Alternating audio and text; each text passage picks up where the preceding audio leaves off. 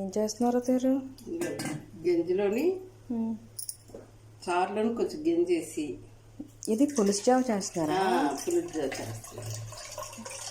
ఈ గంజిలోని చారు వేసి ఇలాగే పిండేస్తాం. ఓకే.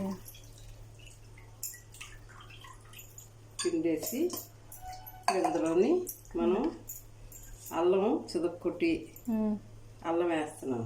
ఓకే. ఇది అదేంటది నల్లగా ఉంది? నల్ల జీలకర్ర. ఓకే. ఇది వాము. ఇది జీలకర్ర. ఓకే. ఇది కరివేపాకు. ఇది ఉల్లిపాయలు. ఇవన్నీ కలిపి ఇందులో వేసేస్తున్నాం. ఓకే. అల్లం చితక్కొట్టిన అల్లంతో సహాన మనం పసుపు వేసుకుంటాం.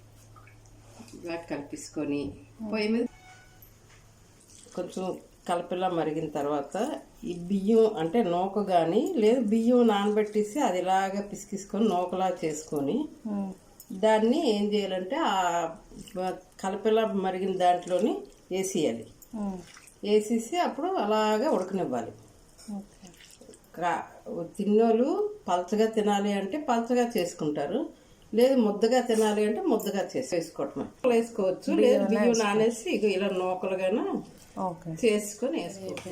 ఇది రెడీ అయిపోయింది. చల్లారితే కొంచెం చిక్కబడుతుంది. ఎవరికైనా ఇష్టపడితే నెయ్యి వేసుకోవచ్చు, లేదు అంటే గాను నూనె ఉంటే గాను నూనె వేసుకోవచ్చు, లేదంటే మామూలు నూనె వేసుకున్నా పర్వాలేదు.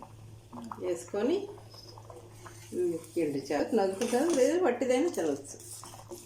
ఎండి చేపతో కాంబినేషన్. ఇది ఎండి చేపకి ఎక్కువ కాంబినేషన్. ఓకే. అంటే ఏదైనా చేపలు. ఓకే.